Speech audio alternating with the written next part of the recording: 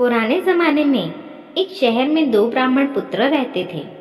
एक गरीब था तो दूसरा अमीर। दोनों पड़ोसी थे। गरीब ब्राह्मण की पत्नी उसे रोज ताने देती, झगड़ती। एक दिन एकादशी के दिन गरीब ब्राह्मण पुत्र झगड़ों से तंग आ जंगल की ओर चल पड़ता है, ये सोचकर कि जंगल में शेर या कोई मांसाहारी जीव उसे मारकर खा जाएगा।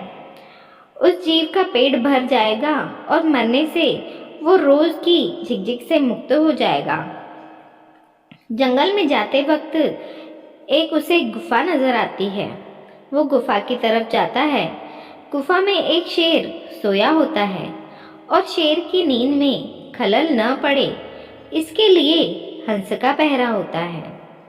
हंस जब दूर से ब्राह्मण पुत्र को आता देखते हैं तो चिंता में पड़ सोचता है, ये ब्राह्मण आएगा, शेर जगेगा और उसे मारकर खा जाएगा।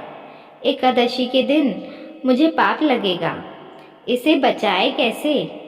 उसे उपाय सूझता है और वो शेर के भाग्य की तारीफ करते कहता है, ओ जंगल के राजा, उठो जागो, आज आपके भाग खुल गए हैं। एकादशी के दिन खुद विप्रदेव आपके घर पधारे हैं। जल्दी उठो और इन्हें दक्षिणा दे रवाना करें। आपका मोक्ष हो जाएगा। ये दिन दोबारा आपकी जिंदगी में शायद ही आए। आपको पशु योनि से छुटकारा मिल जाएगा। शेर दहाड़कर उठता है। हंस की बात उसे सही लगती है और पूर्व में शिकार मनुष्यों के गहने वो ब्राह्मण के पैरों में रख शीश नवाता है, जीभ से उनके पैर चाटता है। इस हंस ब्राह्मण को इशारा करते हैं, विप्रदेव, ये सब गहने उठाओ और जितना जल्द हो सके वापस अपने घर जाओ। ये सिंह है, कब मन बदल जाए। ब्राह्मण बात समझता है, घर लौट जाता है।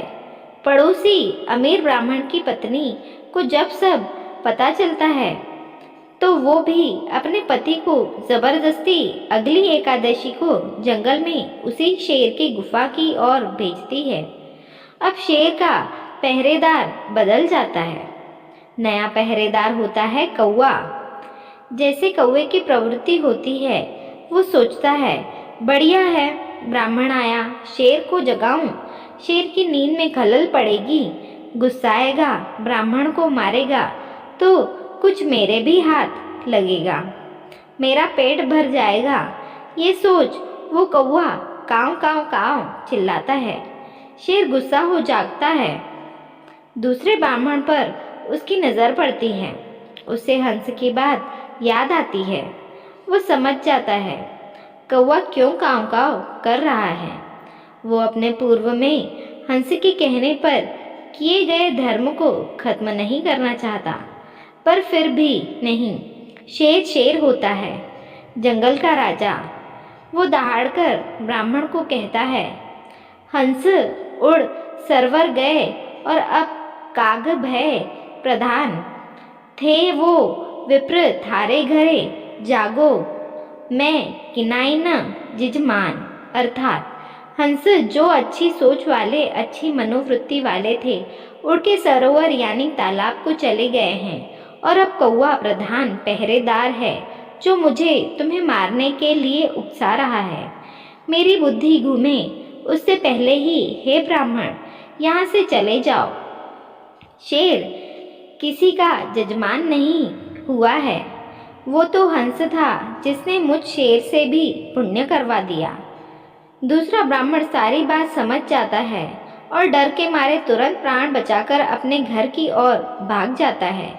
कहने का मतलब है, हंस और कौवा कोई और नहीं, हमारे ही चरित्र हैं। कोई किसी का दुख देख दुखी हो जाता है और उसका भला सोचता है, वो हंस है। और जो किसी के को दुख देखना चाहता है, किसी का सुख जिसे सहन नहीं होता, वो कौवा है। जो आपस में मिलजुल कर भाईचारे से रहना चाहते हैं, वे हंस प्रवृत्ति के हैं। जो झगड़े कर एक दूजे को मारने लूटने की प्रवृत्ति रखते हैं, वे कौवे की प्रवृत्ति के हैं। स्कूल आया, ऑफिसों में जो किसी साथी कर्मी की गलती पर अफसर को बढ़ा चढ़ा के बताते हैं, उस पर कार्यवाही को उकसाते हैं, वे कौवे जैसे हैं। और जो किसी साथी कर्मी की गलती पर भी अफसर को बड़ा मन रख माफ करने को कहते हैं, वे हंस प्रवृत्ति के हैं। अपने आसपास छुपे बैठे कौवे को पहचाने, उनसे दूर रहें और जो हंस प्रवृत्ति के हैं उनका साथ करें। इसी में सबका कल्याण छुपा है। ये कहानी आपको कैसी लगी कमेंट करके हमें ज़रूर बताइए। आपको किस टॉपिक पर कहानी सुननी है ये भी हमें कमेंट करके ज़रूर बताइए। ये कहानी आपको कैसी लगी? अगर अच्छी लगी है तो लाइक कर दीजिए, हमारे चैनल को सब्सक्राइब कर दीजिए।